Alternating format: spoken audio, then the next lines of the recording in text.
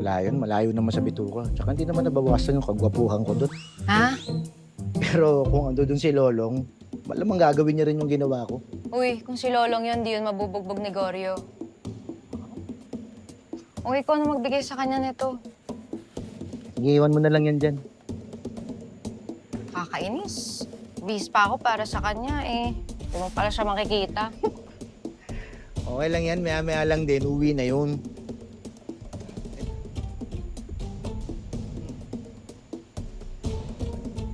Iisip mo si Lolong, no? Hindi. Si Goryo. Alam mo kasi iniisip ko, nung bata kami, ang bait-bait nun eh. Alala ko pag kulang ako sa baon, siya pa mismo nagbibigay sa akin. Tapos nung nakipag-break ako sa boyfriend ko, sa kanya ako lumalapit. Sa kanya pa ako nagkukuha